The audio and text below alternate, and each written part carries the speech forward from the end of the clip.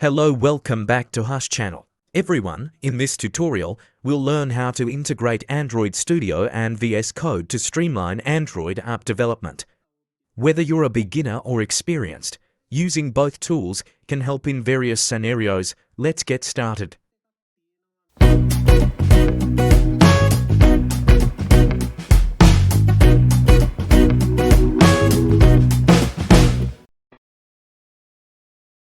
So guys, at this point, I think most of you already know how to set up Android Studio, get the emulator running, and configure VS Code. I believe you can handle it. But if you're unsure about starting the emulator or setting things up, don't worry. You can always check out my previous video where I walk you through the setup process step by step.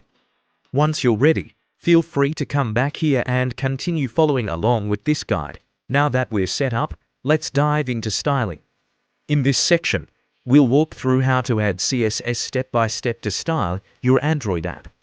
Although Android development typically uses XML for UI design, if you're working with web-based projects like APWA, progressive web app, or hybrid apps, CSS can come in handy. Let's get started.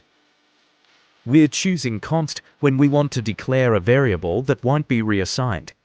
By using const, we make it clear that this value is constant and won't change throughout the execution. So guys, now let's add some style to our text.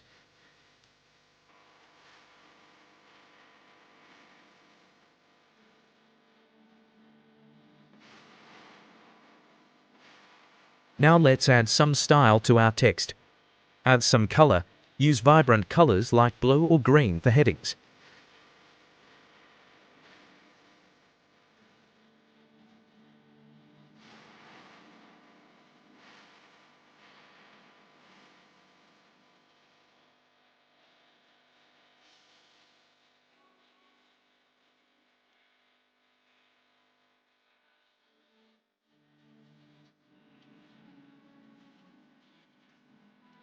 In which text we want to say text 1.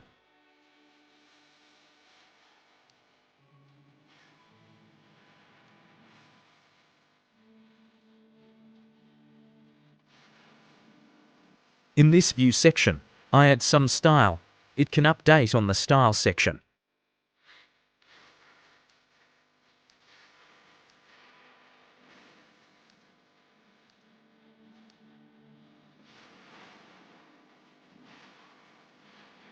Let's add flex 1 to layout.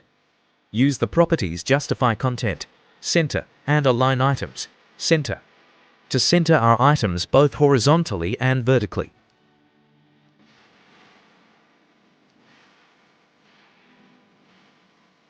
If you now see the text on the screen in another area, it's because we updated it.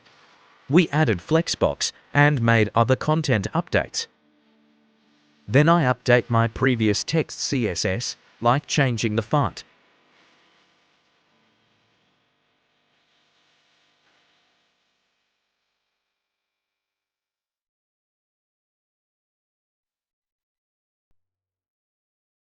We're now talking about SafeAreaView.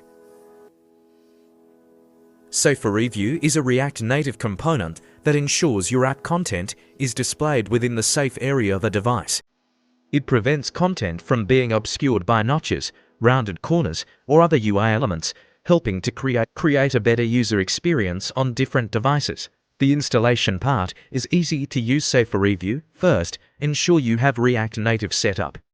Then, you can import it into your project by adding the following code in your terminal.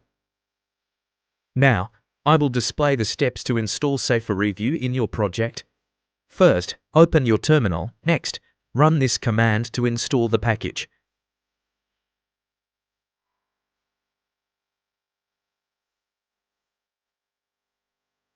If you see no errors in the terminal, it means the installation was successful and the code is running properly.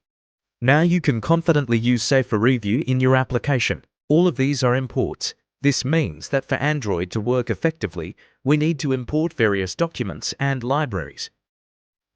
So now, let's include the import statements in our code. Make sure to add the following at the top of your file. This will allow us to use SafeAreaView along with other React Native components in our application.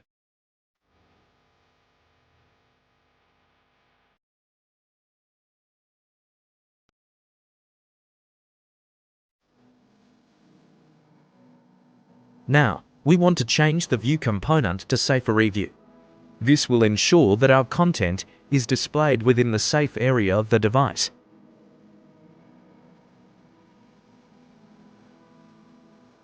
This adjustment will help keep our UI elements safe from being cut off by notches or rounded corners.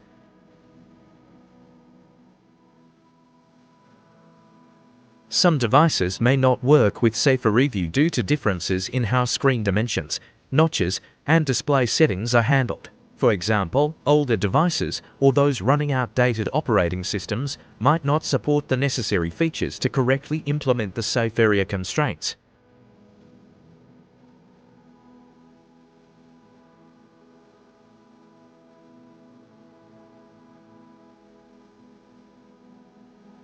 If you want to display text and move it, use this following code. Just add the aligned items and justify content properties.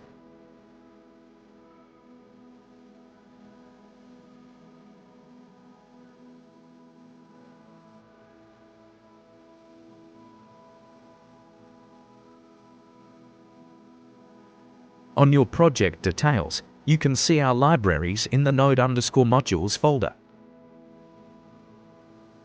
This folder contains all the dependencies and packages that our project uses, including React Native Safe Area Context and any other libraries we've installed. Now, we'll wrap up our session. Thank you all for joining us and watching our video on Hush channel. We appreciate your time and hope you found the content valuable for your understanding of using SafeAreaView and styling in React Native. If you have any questions or need further clarification, please feel free to leave a comment below.